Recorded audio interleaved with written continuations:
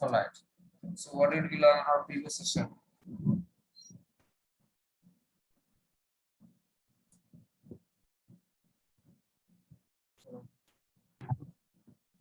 Static instance variable. Yeah, we learned about what is static area, what is instance area, and what is the different. How do we access them? What are the different ways to access the static and instance members from different areas, from static and instance areas? Okay. So now let us see what is actually static and what is actually instance area. What makes them different?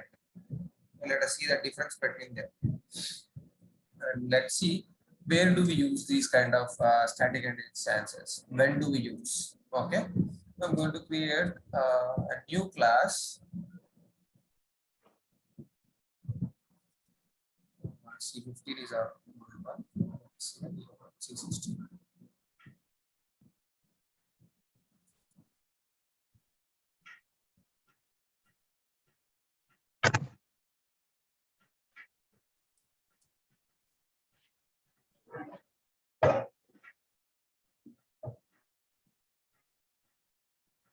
Right. Now we have this. Okay. I am going to create a new class here.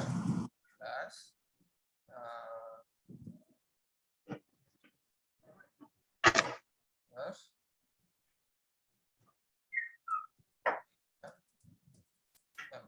Something. I created a new class where I'm going to have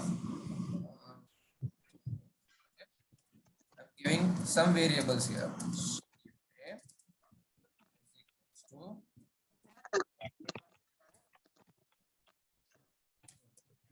then this is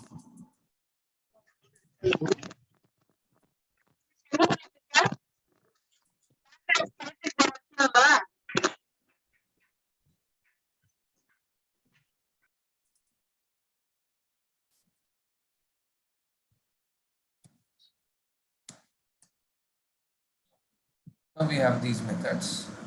Oh, sorry, these variables. One which is non-static and the other one is static. Okay. And these both are in instance area of this class. Now I'll create a method over here. Public static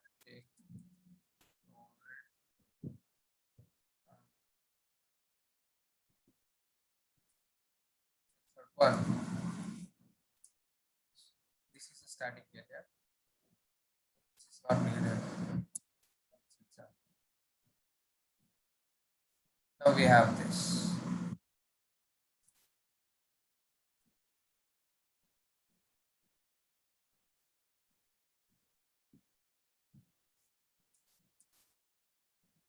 Display. Okay.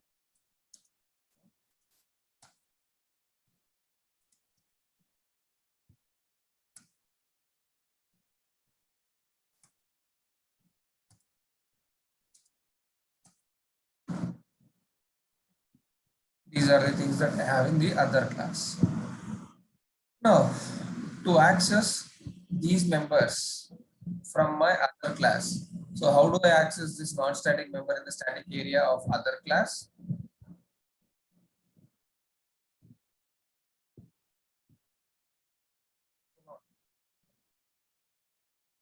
Non-static member, that means instance member in static area. How do we create? Create an object and use, right?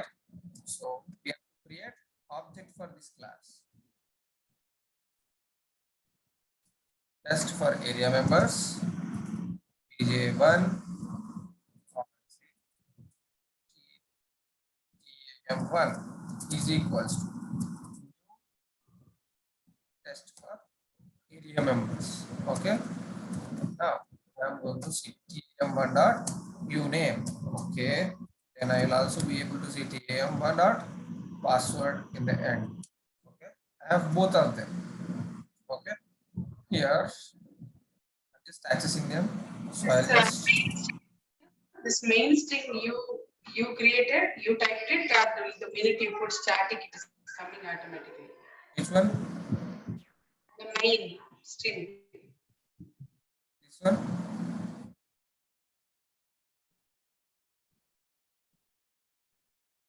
This one, Bobby.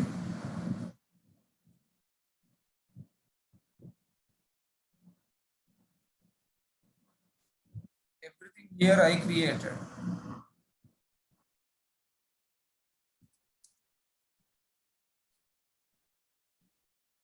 No, the main string arts on the top. This one, when we are creating class, we'll select the checkbox, right? That main method will come by default.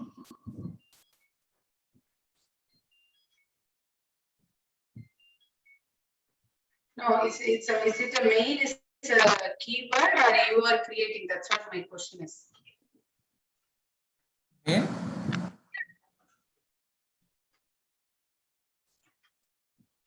Yes, Nikhil. When we are creating a class, this one, we selected a checkbox, right? Create main method. That will create this main method.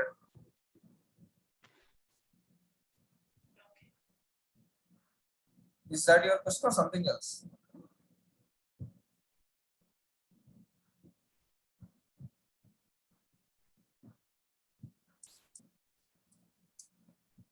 Now I'm just trying to since I have to use these variables and show some examples, so I choose main method, and then inside the main method I created an object and then trying to print the username and password. Let's see that.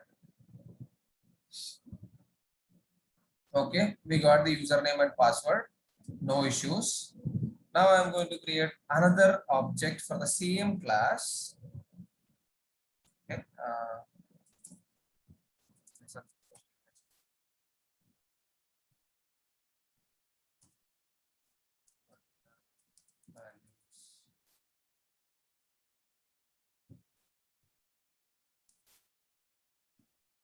Other class.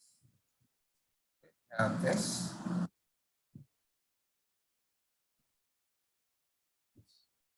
We have this. Okay. All right.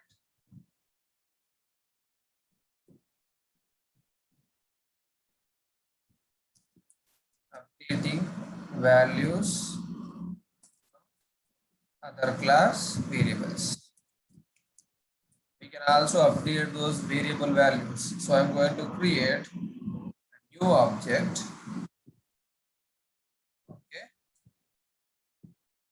This will be TAM2, and then now TAM2 dot TAM2 dot uname is equals to, instead of Nikhil Gunda, what I'm doing is I will be assigning UN dot NIKIL. Okay, I updated it. I just changed. Okay, and then TAM2 dot password is equals to, instead of test123, I'll say 12345 at the rate of demo. Something, some variables I updated. Now let us see, let us print those values, whether they are updated or not. Yeah. Okay, let us run this. Okay, so Nikhil.Gunda changed it to Gunda.Nikhil, and test123 got changed it to 12345 at the rate of demo. Right? We are able to see this, right? Okay. Now I am going to create another object and just access this. Another object and just access these values. Whatever I changed. TAM3 and TAM3. After updating values. So now what will be the username and password if I try to print? What should be?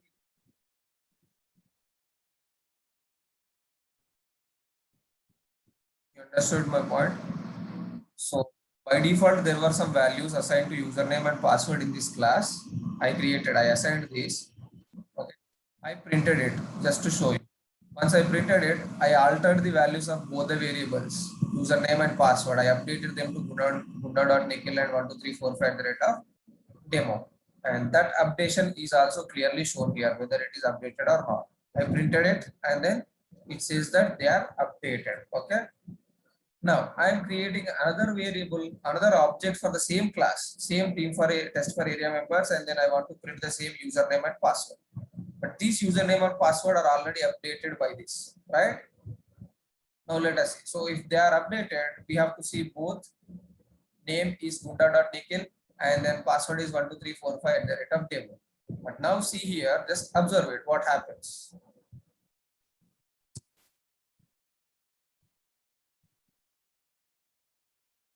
So these are the original values and these are the updated values. But after updating, if I create another object, you see password is coming from updated values and username is coming from original values. Why? Why one is updated, one is showing as updated and the other one is showing as not updated? You are calling the function. No, I did not call any function here.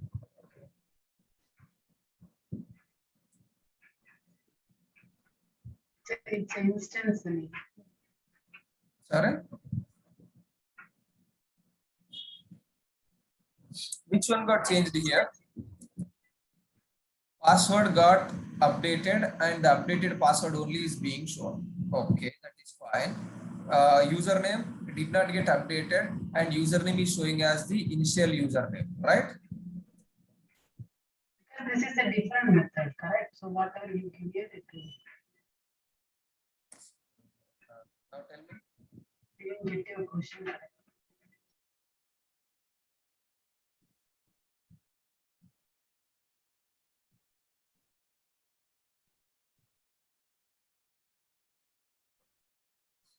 So this is because of the word static.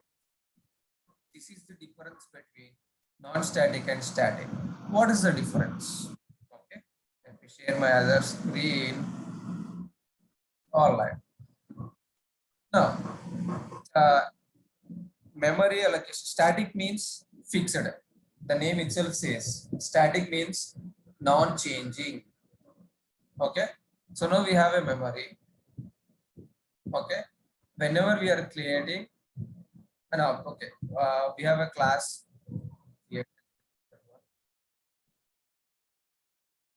We have this total memory. Okay. Now I have a class 1. Okay, where I'm having one static variable 1 and instance variable 2, for example. Okay, when I'm creating an object for this class, a memory will be allocated for that particular class, and that particular class is going to point to the SV1 static variable 1 and then instance variable 2. We have two variables and this is going to point to two of these things, which is static and instance. Okay, so what do you mean by static? So okay, this static variable 1 is having an address and instance variable 2 is also going to have an address. This static, so this address is going to be fixed address and this is instance level variable. So this is only particular to this class. So when this object get changes, this is going to get changed. Change address, changeable address. Okay. Now when I create another object, which is C2 or C3, okay, C1, C2. When I use the static variable updation, static variable 1 is equals to something. I did some value updation here. This updation, because the static variable 1 address is fixed, whenever I am changing the static variable value, this is going to get updated in the same memory. Whereas C3 instance variable 2, some updation we are doing. After this updation, this is instance variable for this class. Now again, this instance variable is for this class. So the address will be, this will be creating a new memory allocation. Okay, that will be created a new memory allocation. So from C3, if you want to access the instance variable, this is going to get this. You understood? So whenever we access instance variable from C1, this will point to this memory, and then it will give the value from this. Whenever we want to call instance variable from C2 or C3, this is going to access that particular instance memory for instance variable. So what is happening? If you change some static variable, there is only one memory allocated, and that is being shared by all the objects of this class or any other class wherever you create an object. So if it is a static, the memory is fixed. Whenever you make some changes, it is happening on the original memory. So that is why when you access it for the other time, it is going to get the data from the same memory. So it is already updated, so you are getting the updated value. Okay, but for instance variables, it is having separate memory for each instance. For each class, we have a separate memory. So when you updated this inside this, this will be applicable only here. When I create another object and fetch the value from the instance variable, that is going to get that. My meeting got disconnected in between. Okay. Hello? Yeah. Okay. Hello? So when we. Hello? Yes, Bobby, I'm able to hear you. Yeah, can you, if you don't mind, can you repeat, please? It got disconnected somehow, I don't know. Yeah, I was telling the same. Okay. I was there till the fixed memory. Yeah. So this is the whole memory we have. Okay. All right. Now we are creating some class, and inside that we are having some static variable and instance variable. Okay. So for each class, this is C1, C2, static. Okay, C2 doesn't have anything. Static is equals to some value updated, and instance is equals to some value updated. And then C3, we are accessing again static variable and instance variable. Okay. Now we have this C1, we have this C2, we have this C3. Instance variable is inside the class for this class only. That will be applicable only for this class. And again, when you access that via this instance variable, again that will be for that class only, because that variable, the memory of instance variable is getting changed, whereas the memory of static variable is fixed. This is static variable. Okay. So when I created a static variable and associated with it a class, so it is pointing to this. And then from C2, when I updated the static value, that is updating the same place, update.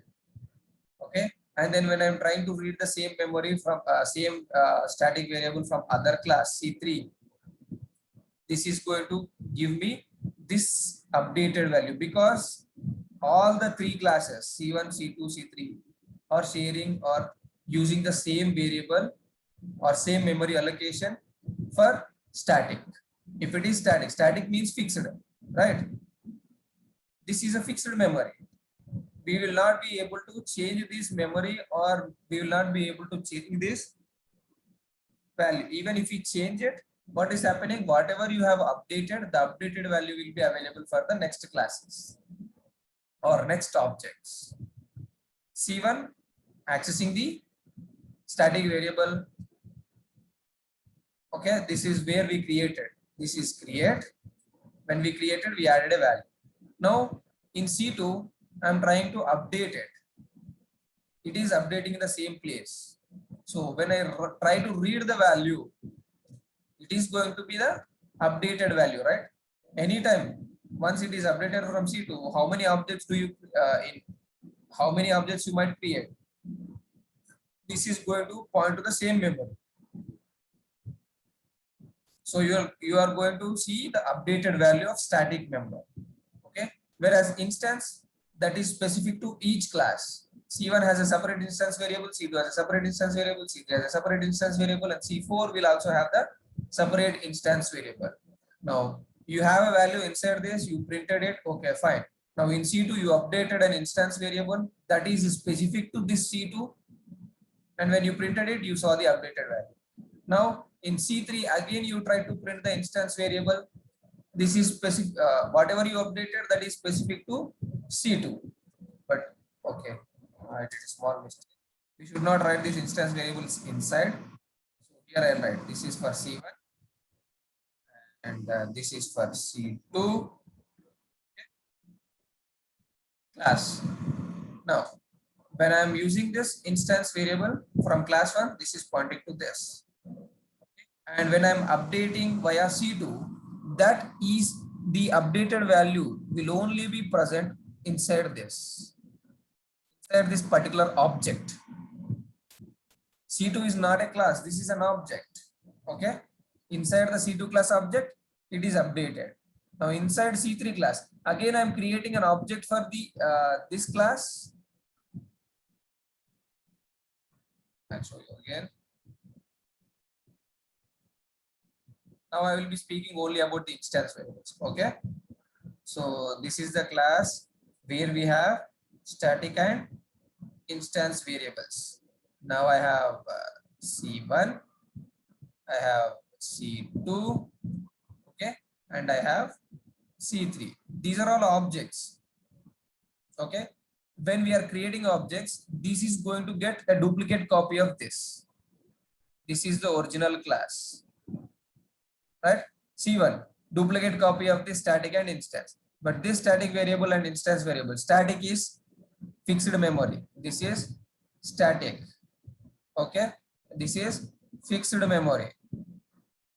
So when you are creating objects, all the C1, C2 and C3 are pointing to the same memory.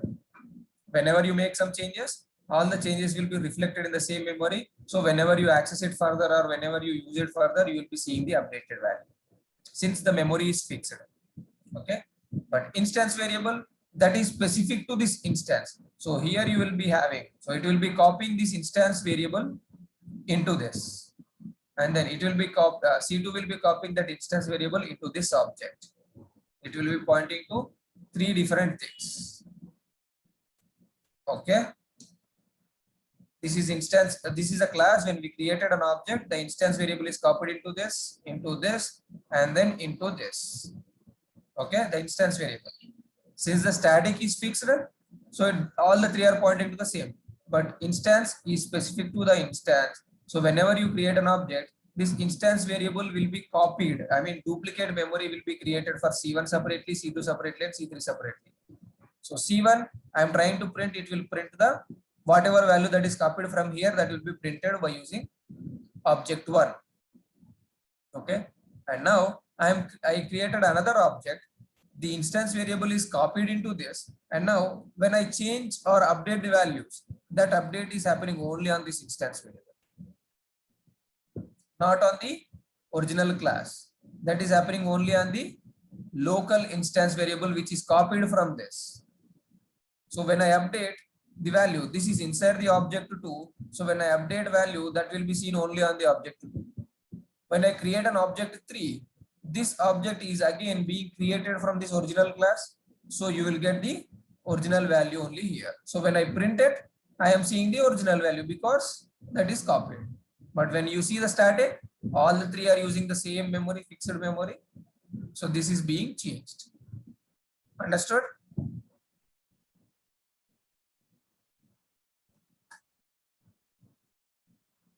Bobby and Angie. Yes, Nikhil, yeah. Okay. So static means all the class objects, or how many number of objects you create. This is one object, this is second object, this is the third object. So whenever you are creating these objects are allocating a new memory for this class. These are objects are creating a new duplicate copy of this particular class.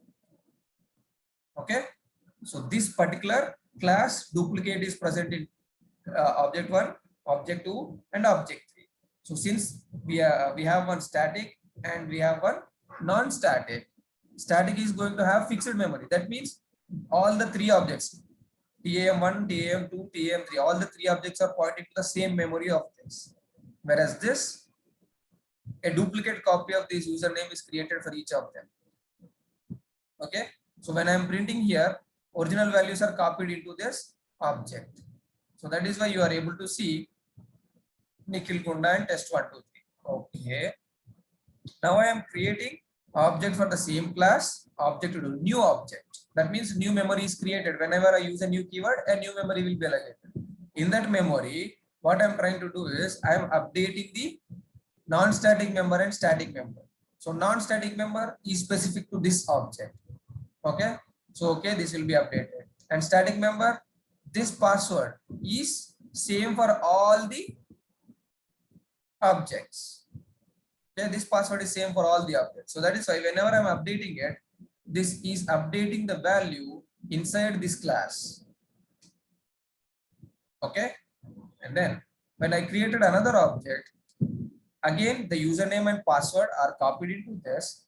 Now when I print the username, this is instance specific. This is not updated inside the original class. So that is why you are seeing Nikhil.Kunda. Whereas password, we updated it. This is a static. This is common for everything. This updated the value inside this variable. So that is why whenever you create a new object, you are seeing only the latest password. That is what happened here. Understood?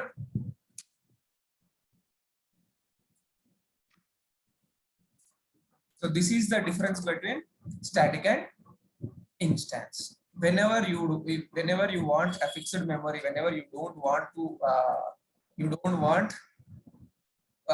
depend, or whenever you have a situation where the altering classes, I mean the small child classes which are updating the parent variables, and you want to continue with the updated values and don't want to go with the old values, then you go with this static keyword or instance.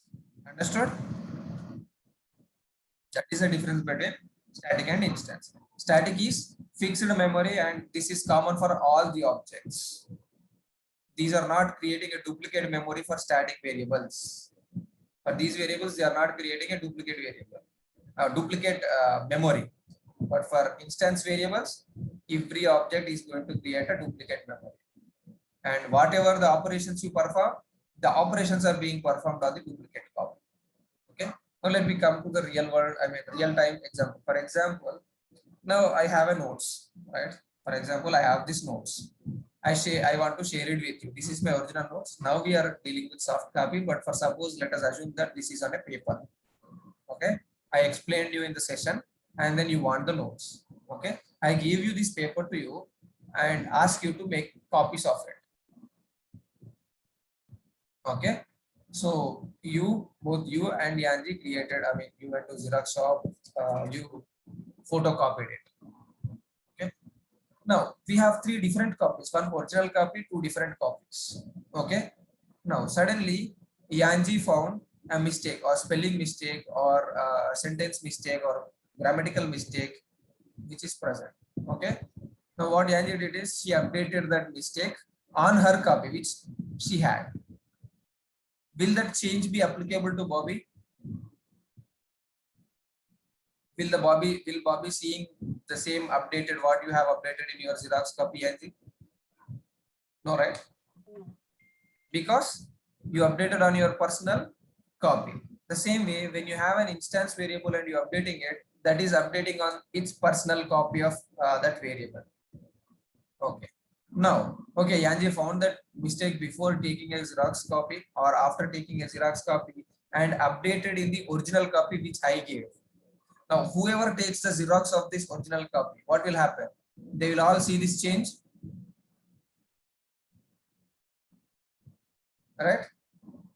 Tomorrow Sharaf is going to join, and then she is going to copy the same notes. She want a photocopy of the same notes. So since Yanji updated in the original copy, my copy, so when Sharaf wants to take a Xerox or a photocopy of it, automatically the latest changes will be present in Sharaf's copy.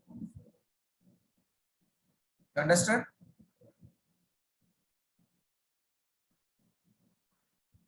So that is the difference between instance and static. Instance is specific to that particular copy. Static is for everyone. Clear?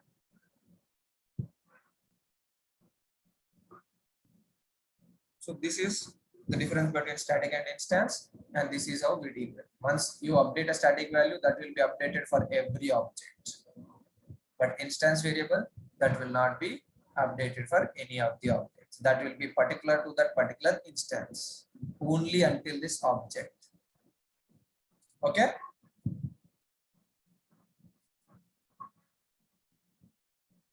Any questions in this topic, static and instance? Because we are going to move to the next topic now.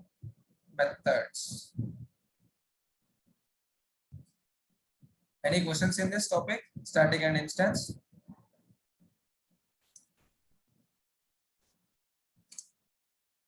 No? Okay. So let me jump into the new topic called methods. When I am explaining about these classes and objects, every programming language has three principles, right? Create, reuse, and extend. So creation is normal creation of program. Reuse is writing one time and using it multiple times. So how do we achieve it? We achieve it with the help of classes, objects, and methods. Okay, we have learned about what is classes, what is objects, and then what are the areas present inside these classes, so that when do we need objects to be created for accessing them, and when do we not need objects to access them. That is this. Okay, we learn them. Now what are these methods? There is other topic called methods, right, which are helping us to reuse the code. Okay, so that methods now we are going to learn. Okay, all right. So this is just notes about my explanation. So we are going to see what are methods, and then we are going to learn a new keyword called return in this. Okay, and then what happens if you don't use return? I mean, return. What is return keyword? What happens when we use when we don't use return? When we use return, okay, and what how should we return multiple values from a method? So all these things that we are going to learn, and then we also have parameterization concept. If you want to pass values from outside world, okay, all these things. All right, now let me go to this. I think actually I already created some methods here. You see, these are all the methods that I created, but we didn't learn methods, so I did not explain what is this method and what happens. Okay, so let me create a separate class for this.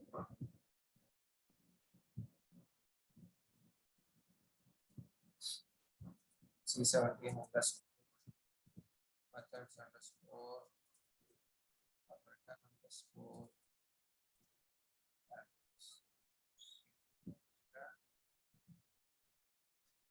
All right.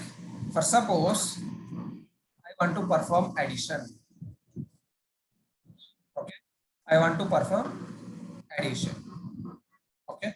So if I want to perform addition, what I'm going to do, I'm having int a is equals to 10, and then int b is equals to 20, and then c is equals to a plus.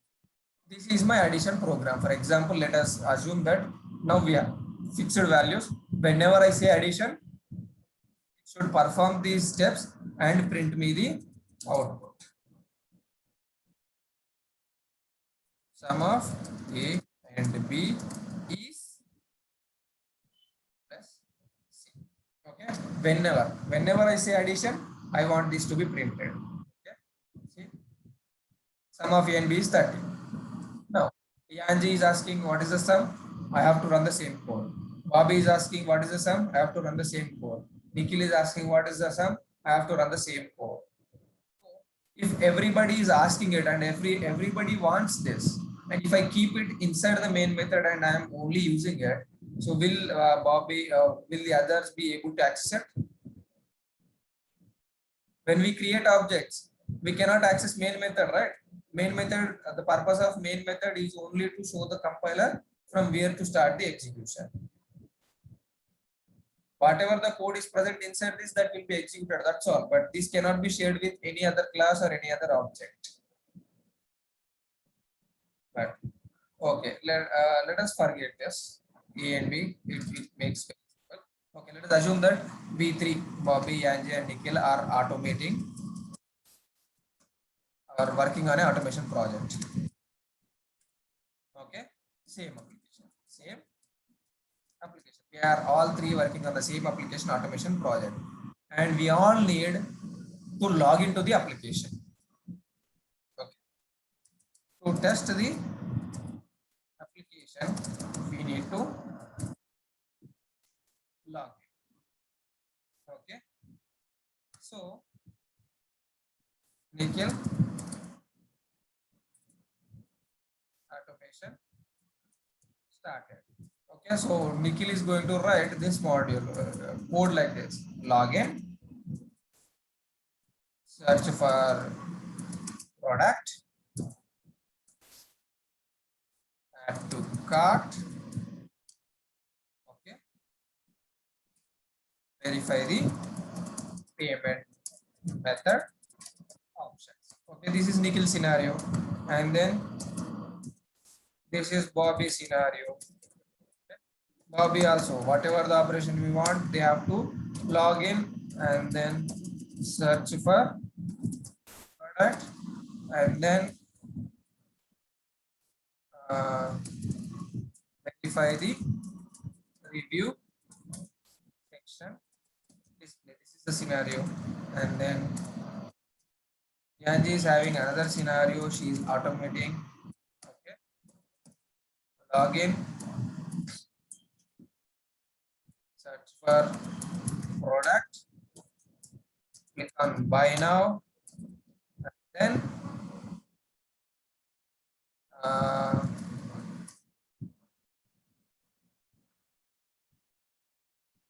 buy now, select existing card and make payment, validate the order confirmation. Now these are the three different scenarios that we people are doing. Okay, Nikhil is automating this scenario where logging in, searching for the product, adding the item to cart, and once item is added to the cart, I'll be able to see the payment method options. So I am verifying whether what are the payment methods available. Like, do I have UPI? Do I have internet banking? Do I have credit card payment? Do I have debit card payment? Do I have wallet payment? So like this, I am verifying whether all the payment options are available or not. And Bobby is trying to verify the review section. Verify the review section. So there are some reviews for the product. So she is going to review whether there is 4 stars or 5 stars, or is it functioning, and what happens when a user enters a comment. So is the comment being displayed? So such scenario is Bobby's. And Yanji scenario is Yanji is not adding it to the cart. She's directly clicking on the buy now and selecting a payment method, any of the payment method using card.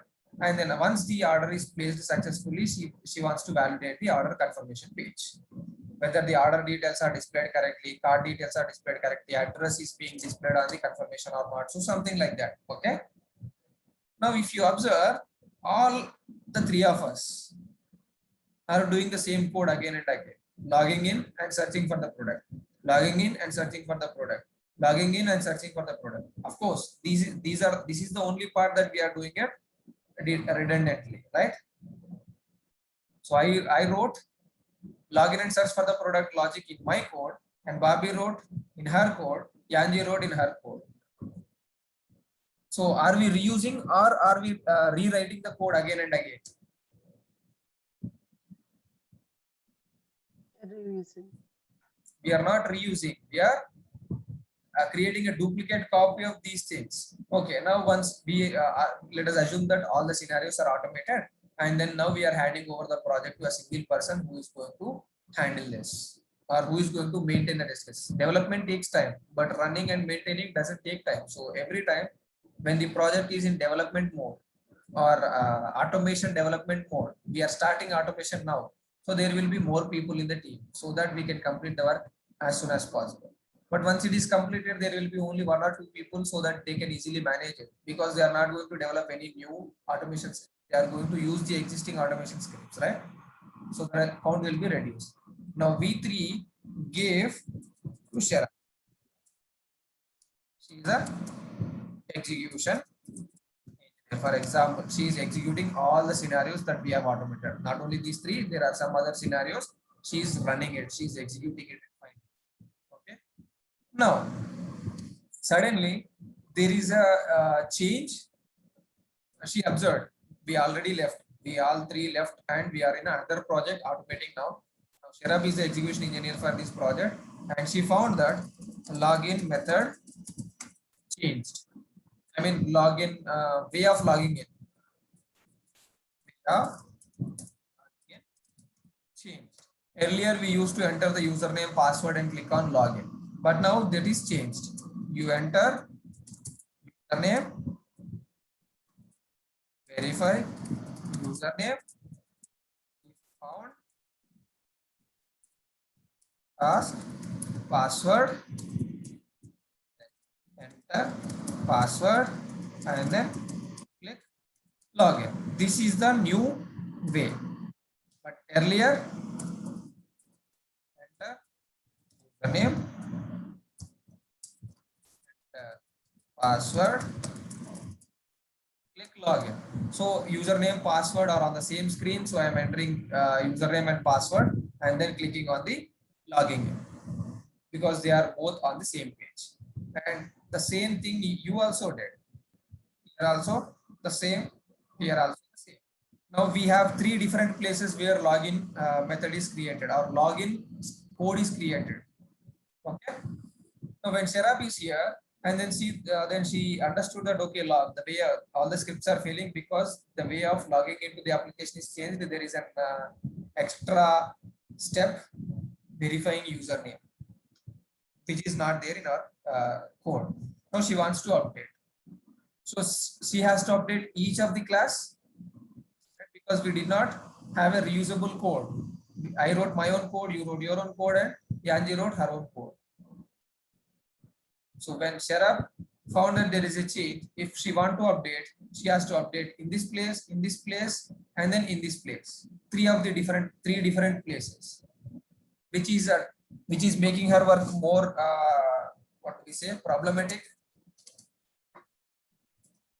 or time consuming, right?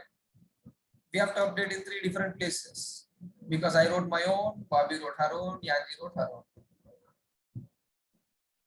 So Sharab will feel difficult and most of her time will be consumed because she has to update in multiple places. The same lines of code she has to update in multiple places, right?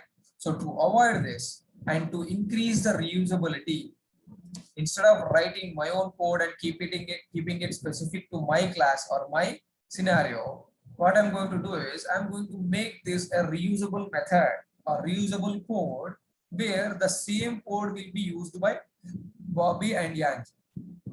So when there is a change, Sharab comes into that place and she don't have to go into each of the class because I created a reusable method.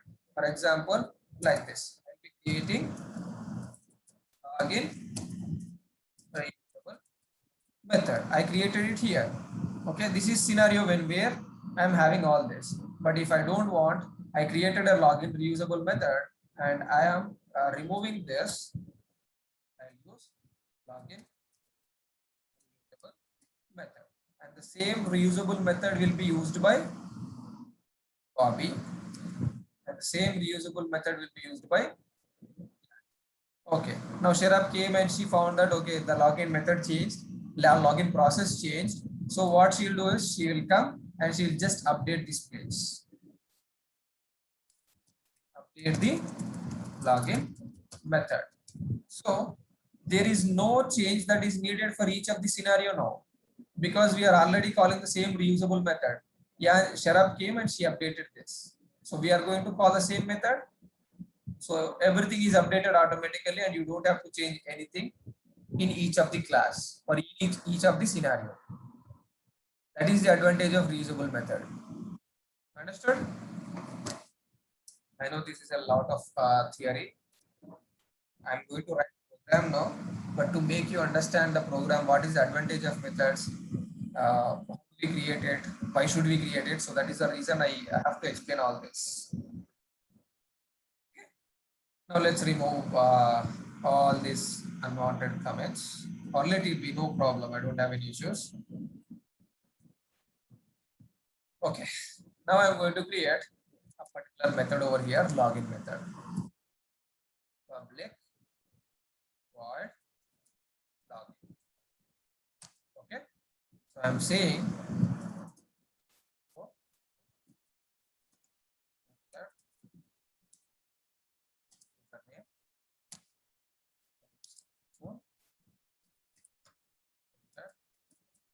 password.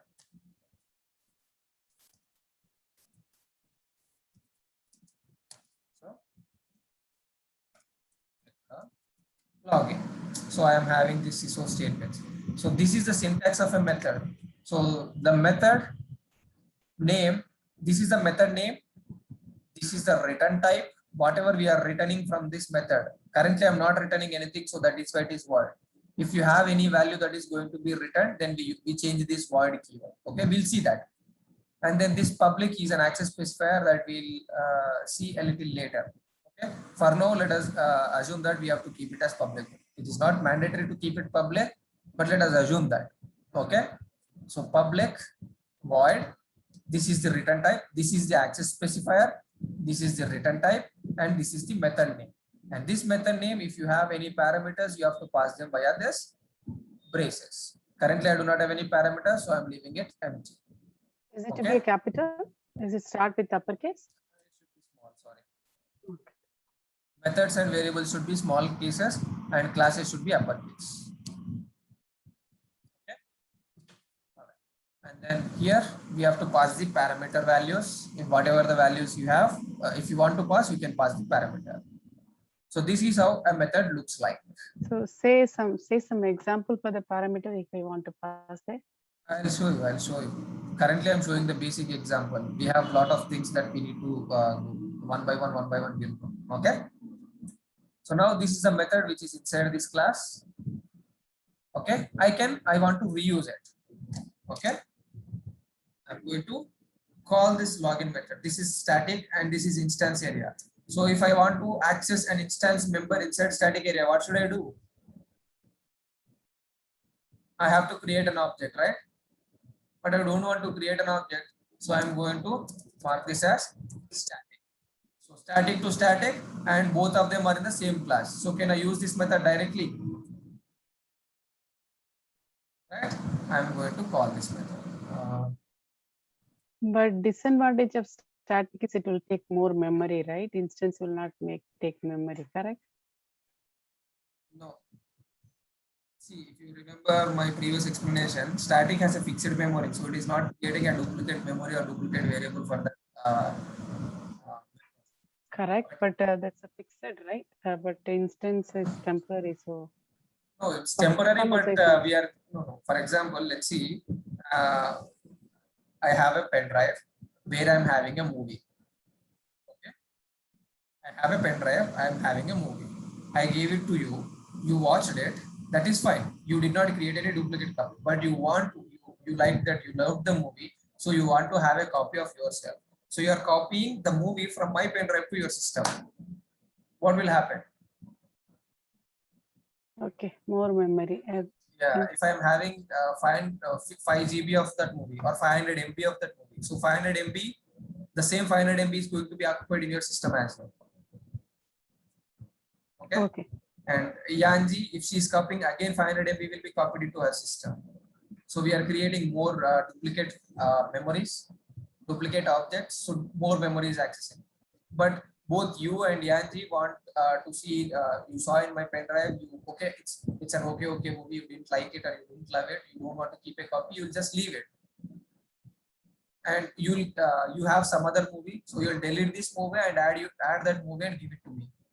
So are we wasting memory or are we saving memory? If you do a duplicate copy, it is creating new memory. If you are not creating a duplicate copy, we are using the same. Understood? Right. So now I am calling this login method from the main method. Now if I run this,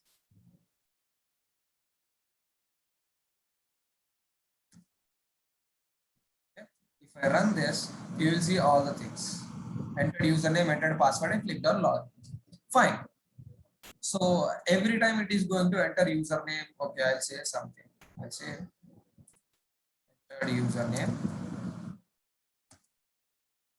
Test.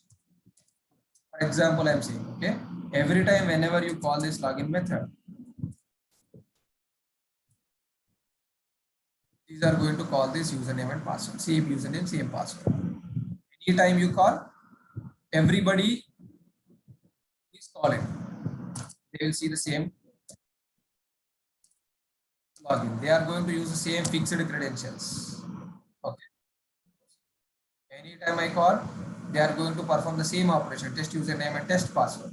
But see, in real time, do we have a fixed credential? No, right? I have my own credentials. Bobby has her own. Yanji has her own. We have, everybody has their own credentials.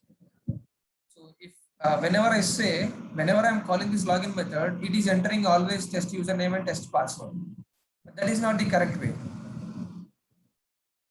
right? Okay. So that is where parameterization comes into our help. That we'll see a little later. Just give it, just keep it on hold.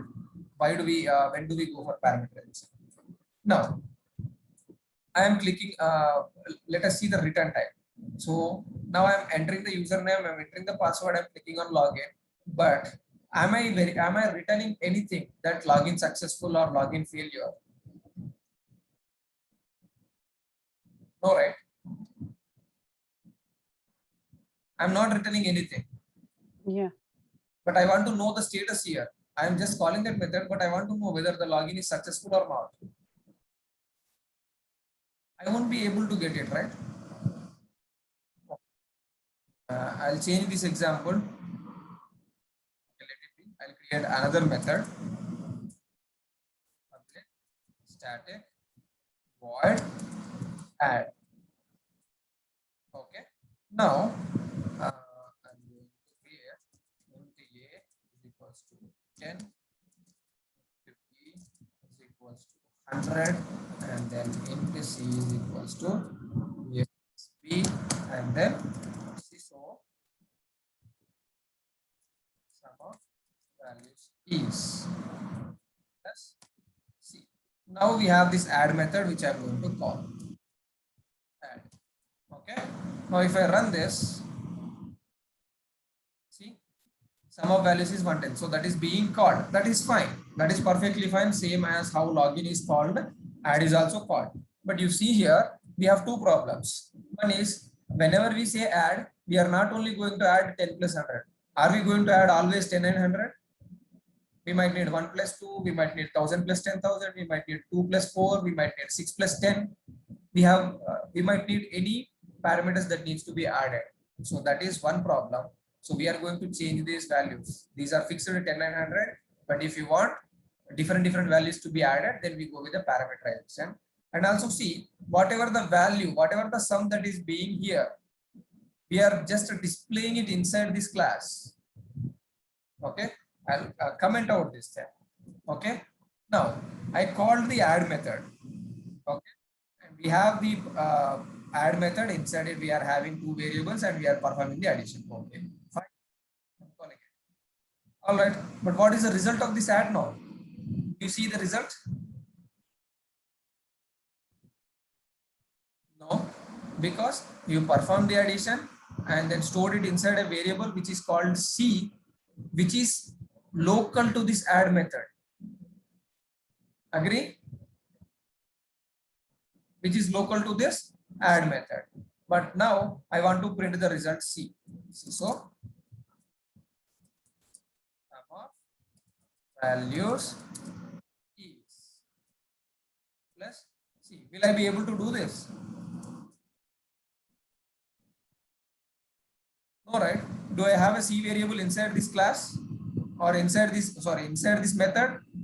I do not have any C variable. You see, C cannot be resolved to a variable because this is not accessible outside of this method. The scope of the C, A, and B are inside this method only.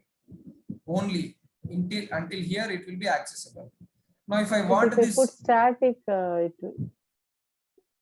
sorry, yeah, if I put static, it is usable, right? even if you put static, that will not be coming because that is specific to this method. Okay, I added static there, but I what can does it say? call then another method, correct? Yeah, no, you cannot call it, or this value will not be coming out of this this method. At any point of time, this value C will not be able to come out of this add method because we are not sharing it to the outside world. See, simple example, you went to a shop, bought a chocolate, you ate it. That's all, you consumed it. Nobody knows that you bought a chocolate and you ate it. Okay, you went to a shop, you bought a packet of chocolates, you came out, you shared with everyone. So everybody knows that you have chocolates and you're sharing it, right? Now this, if you are not passing this value to the outside world, we are consuming it directly inside this method. Whatever is there, we are consuming it and we are performing the operation inside the method itself. We are not sharing the information to the outside world. Nobody knows that you are performing this addition and this is the result. Nobody knows it because you are doing it and you are consuming the result inside the method itself in this local. Can you run the result once? Sorry, can you Run the results? Okay. There is an error because here it won't be able to access the C variable, right? So that is why. Yes. Okay.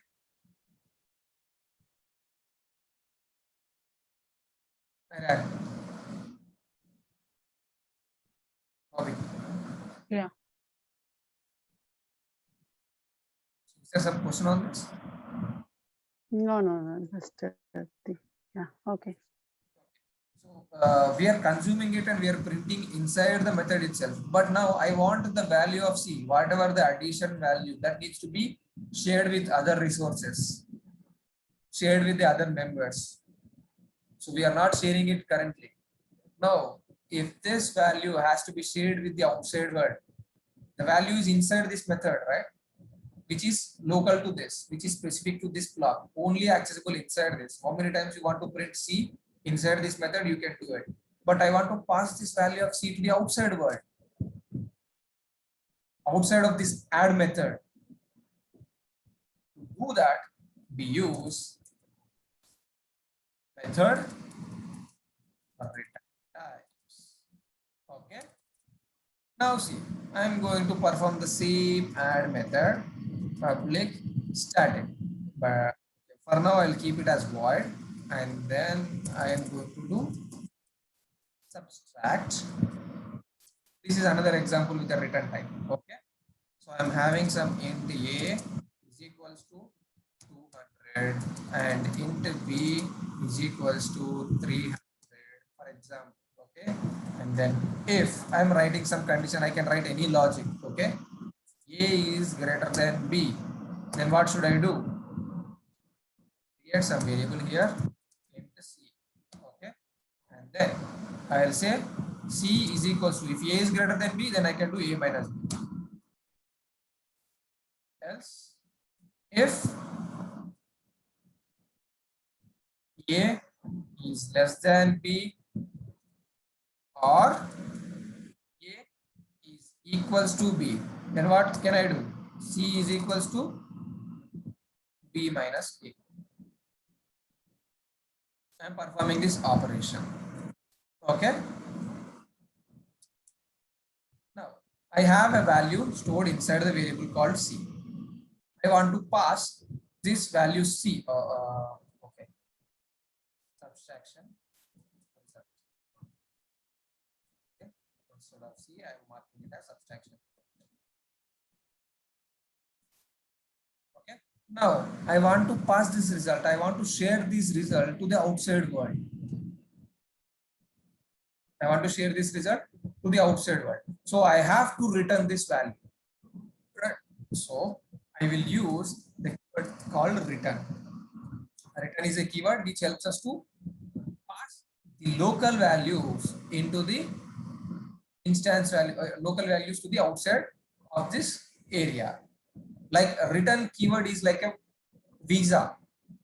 If I want to come to US, I need a visa to US, right? To enter into US, to cross India, I need a visa or I need a passport. The same way, this is the passport to the result. If we are having this return keyword, then this will be able to pass this value outside of this method, and we will be able to access this result value outside of this method. How? But here, if you see, this is throwing an error because you see, void methods cannot return a value. So since I said void is a return type, void is a return type. When you have void, that means we are telling the outside world that we are not going to return anything. Don't accept or don't expect any result from us. We are not going to give you anything. We are going to perform some operation, but we are not going to give you some output, give you some result statement. That is the meaning of this word. But here I want to pass this result. What is the type of this result? Sub result. What is the data type here?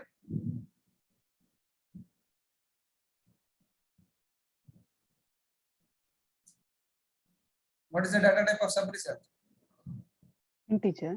Integer. So I am saying that I want to say to the outside world that, okay, when you call me or when you invoke me, I am going to give you an integer value. So to mention that, we have to remove this void and add int.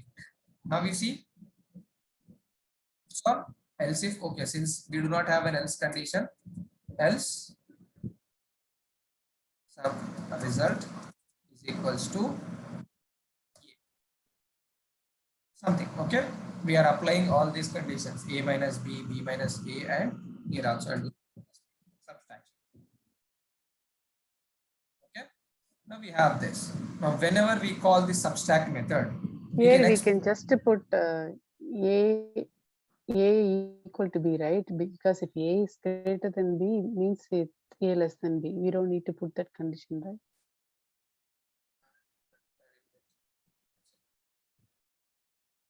Okay, so you don't want to have this or here? No, if a is not greater than b, else this condition automatically comes, right? Why do we need to give again? Just we can put else, right? Okay, so you don't want to have this, right? Yeah. Okay. So just think about it now. If a is greater than b, it is performing a minus b. Okay, otherwise it is performing b minus a. But what happens? Otherwise means equals to or less than. Yeah. Any other case. So this can, yeah, this can also be happen. But yeah, you can also write like this, but just to have extra lines. Okay, no change. This will also be happening and this will also be happening, no problem. When a is greater than b, it will happen this. When other cases, if a is not greater than b, might be b is greater than a or a is equals to b, it will happen this. Okay, if we want to have different operations, then we can add conditions. But if you want only two conditions, I can show you only those two. That's fine. Now, when we are returning this result, we are saying to the outside world, okay, when you call subtract method, that method is going to return an integer type of value. When you hover over this, you see that it is showing that int value, subtract method int. This is going to return an integer type of value. So if you want to call this, now I am going to call subtract, okay? And then we know that the subtract method is going to return an integer value. So I will catch it an integer value. Integer result. Then I can print the result. That's all. Now see. 100 because 300 minus 200. A is less than B, right? So that is why it is doing B minus A. 300 minus 200 is 100. Yes. Understood? When you have a written keyword, the result will be returned to the outside world. When you don't have a written keyword, the result cannot be passed to the outside world. You cannot catch it. Since we are having a written keyword and then a written type mentioned, we are catching it, we are able to catch it and then print it. But for add method, there is no written type, so it will not return anything. So even if I write int add result is equal, it will throw an error. You see, what is it saying? Type mismatch, cannot convert from void to int. It is returning nothing, but I'm expecting an integer value to be stored inside this. But add method is not returning anything, so it is throwing an error. Whereas for subtract, it is not throwing that error because subtract method is already returning a value. Okay, so that is the difference. Return keyword.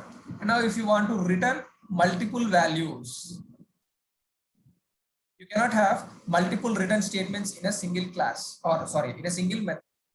And the other rule is this return keyword should be, okay, suppose I used this return and then I'm writing this statement. Result is plus sub, okay, sub result. See, it is throwing an error. What is the error? Let's observe. What is it saying? Can you see my screen and let me know what is the error?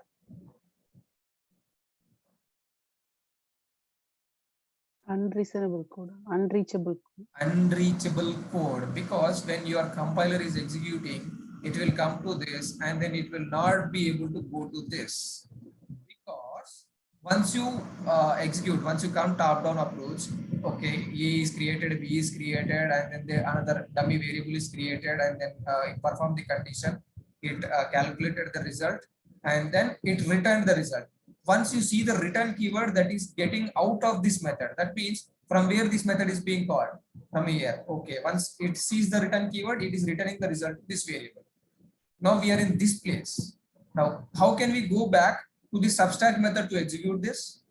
Can we go back? There is no option to go back to subtract method again. So that is why once you see the keyword return, it is getting out of this method and sharing the result to the outside world. Fine. But how can it come back to this place again? There is no way that we can go back to this place and execute the pending line. So that is why when you write any statement after the return keyword, it says unreachable code. See, it is unreachable code. So with this, we can understand that return keyword should be the last statement in any method.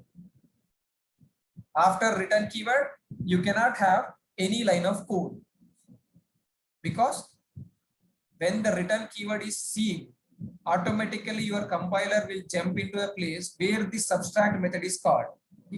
Here we are calling the subtract method, so that will be jumping into this place and storing the result here. Once it is here, then the compiler will start executing on the next line, but it doesn't go back and then complete this line. It cannot do that. So that is why you should remember that always the return keyword should be the last statement.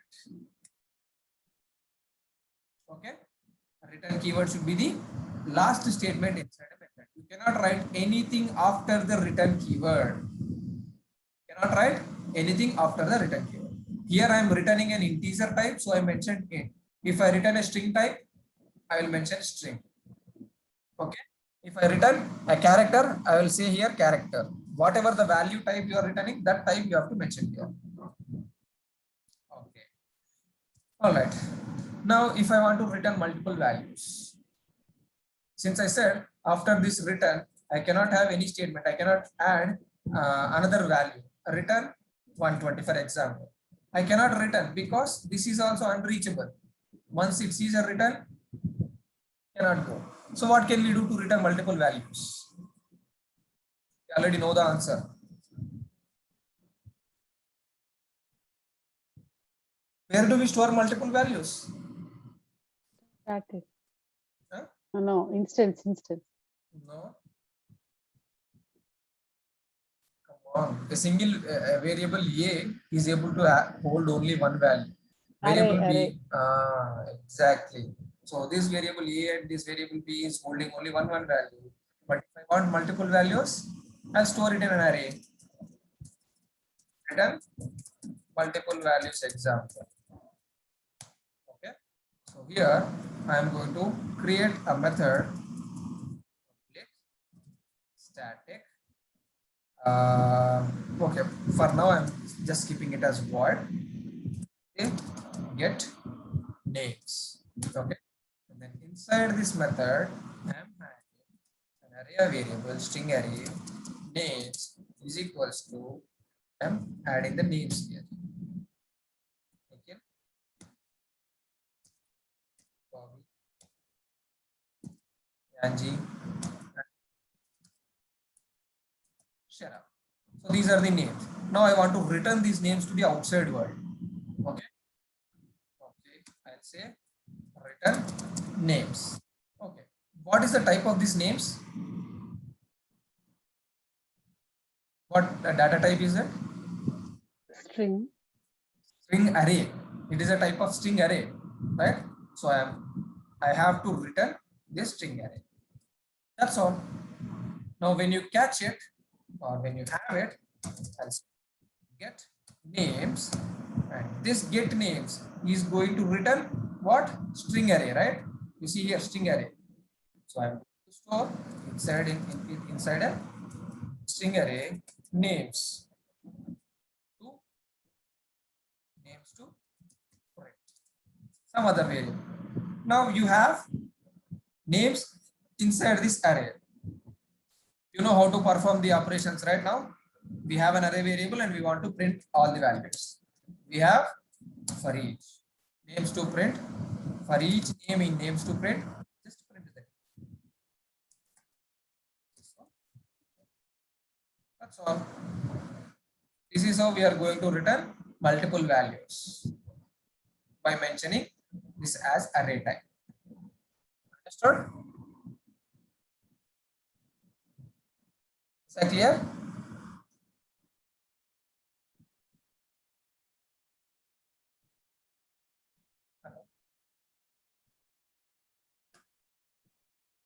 When you return a single value, you have to mention the data type. When you return array, you have to mention that it is an array type. So using arrays only, we can return multiple values. Okay. All right. Okay. It's already 8:20. Do you want me to continue with parameterization or do you have questions on this topic? Do you have any queries?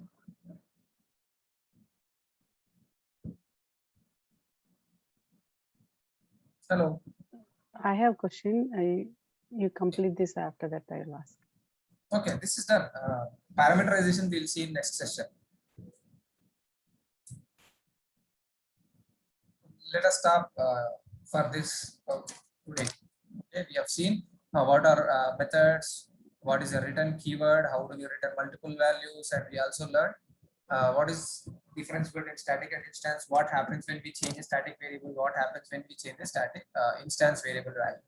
So all those things that we learned in our today's session, we created multiple methods. Okay, and we also saw the return types. So from our notes, sorry, what is that? Yeah, from our notes, we learned what is a method. It is a reusable code where we can call the same code any number of times, theoretical part. And then we saw what is a return keyword. And then we created some methods without return statements, right? This does not return anything. And when we are trying to access or when we are trying to store some value of this add method, it is throwing an error. So what happens when we don't have return statement? What happens when we have return statements? And we also learned how to return multiple values. Okay, now this is the task for you. Find odd numbers in a range and return it. Task. Okay, this is the task for you for today. So what you have to do is take some range, fixed range like 1 to 20 or 20 to 100 or something like that. Let me say 101 till 162. Okay, these are the numbers. I want you to find the odd numbers in this range and then return all the odd numbers. That is a task for you. Okay. All right. So Any questions in today's topic or any other questions?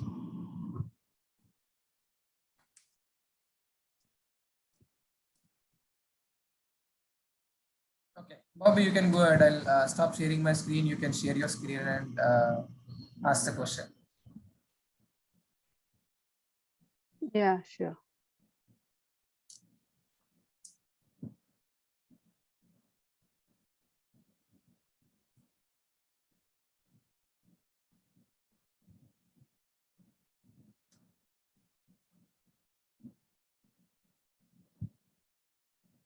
It's still recording and sharing.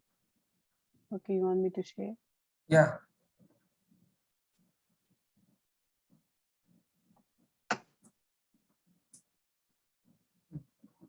Okay.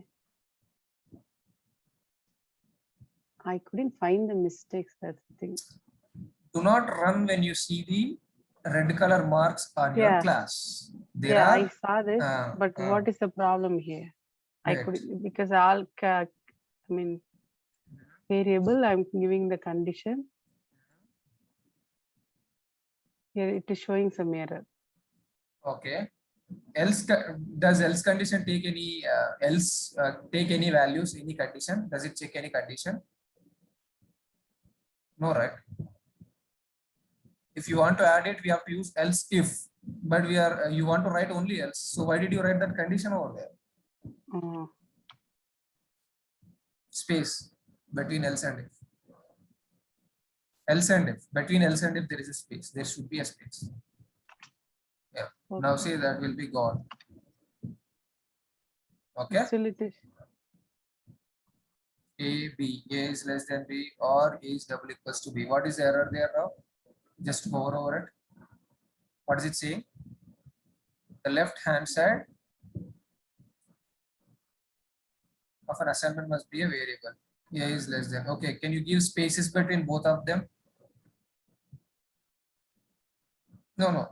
Between or and the condition. Oh, it is sensitive to spaces also. No, it won't. Okay, I understood. You see, you are returning a result from here, but the method type is,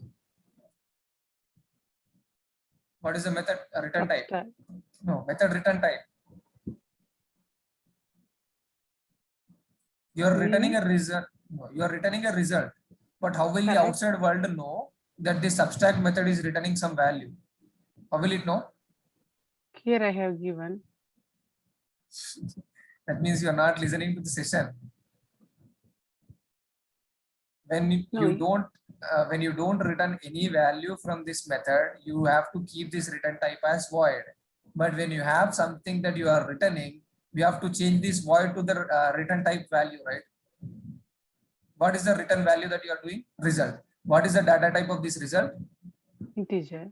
Integer. So what should be the return type? Should I put integer here? No. In the place of void, you should put integer. You only gave me this answer when I asked the question. Okay. Just keep it as it. Save it now. Control S. See, the error's gone. Okay. Now go to the other. Now go to the other errors above. What are the issues with this login and add? Just hover over it. See, duplicate method add. So you already have written add and login method here. Can you scroll down? Where did you write? Go down, still go. Where did you write those add method and login method? It says duplicate. Well, Yeah. no, I think there is again problem with the braces. You did not close the class. This is a class. Where did you close it?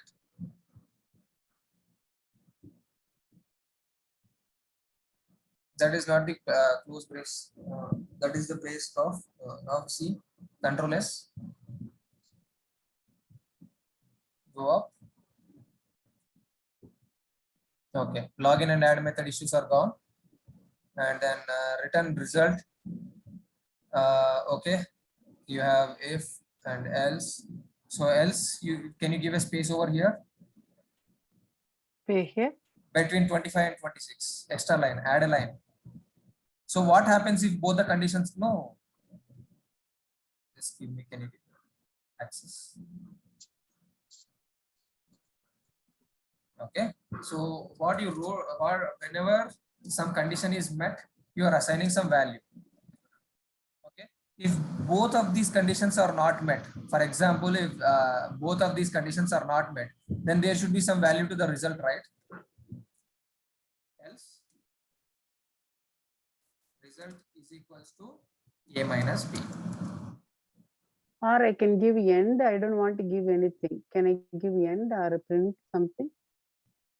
Here end. No, else. A greater than B, I want to do something. Second condition, I want to do something. Else, I don't want to do anything. How to do that? No, if you don't want to do anything, then you have a problem with this result. Because at any point of time, whether it is matching this condition or this matching condition, or if it is not matching the condition, it should have a default value. Then I can give a print instead of Okay, you can give in. No, again you have to have a result variable initialized over here. So I'll tell you. I'll show you. Just wait. So here, instead of returning this result directly, okay, you are assigning this result value to some variable. You can also store this in some variable. Okay, so here I'll say result is equals to null. So I can assign -1. Okay, and then print this. That's all. By default, you should have some result value in each condition. Oh. When you are running this code, for suppose your program doesn't meet any of these conditions, and you are trying to return a result value. So there won't be any result value assigned here, right? So how can it return a result value? So that is why you have to have in each condition you mentioned. Okay. This is gone. No, what else? There are 2 more errors. Now tell me, what is the issue here? What did you do actually?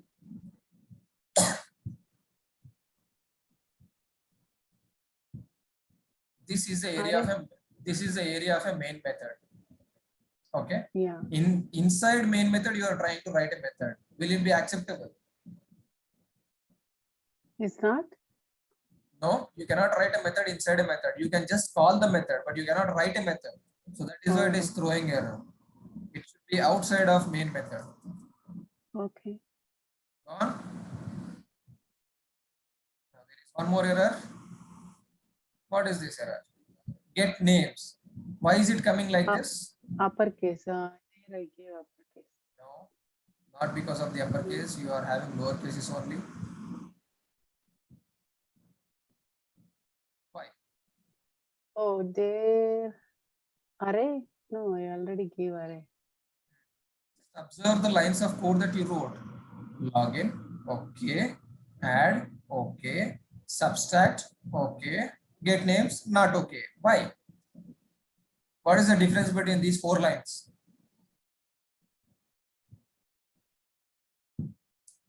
Again, parenthesis, get names of parenthesis. Exactly. When you want to call a method, you need to have parentheses.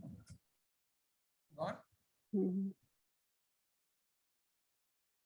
Okay. Okay. Any other things? Okay. Okay. Fine.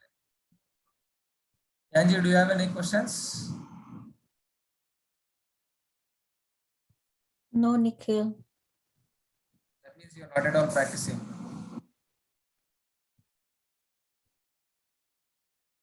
Right. Okay. Let's wind up for today. Why your result is coming only 100? It's not calling other stuff. Which one? Where? You stopped sharing your screen, Bobby. I didn't. You took out the control. Yeah. Which one? Where you are getting? Total is 110 and result is 100. Why these things are not coming? You did not call this login method. Did you call it? Yeah, I did. Okay, login. And what happened to this array? Wait, I'll show you. Can you give control? Yeah.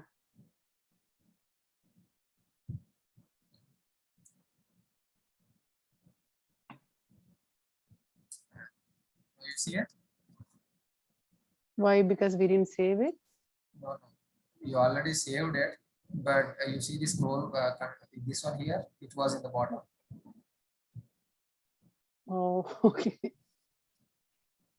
Okay. So every time do we need to save manually? It will not auto save this one? No, it won't auto save. You have to press Control S. I mean, Eclipse doesn't have auto save feature. IntelliJ has it. IntelliJ is another IDE.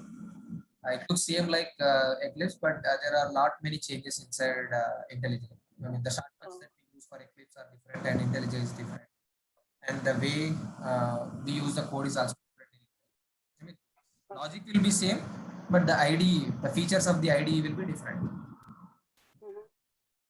So, as far as Eclipse, we do not have any auto save method. Okay. Yeah. Yeah. Thank you. Anything else? Yeah. Okay. Yeah. And next class Monday, right? Sunday. Yeah. Your Sunday, my Monday. Okay. Thank you. Bye. Bye bye. Bye. Bye, Anji.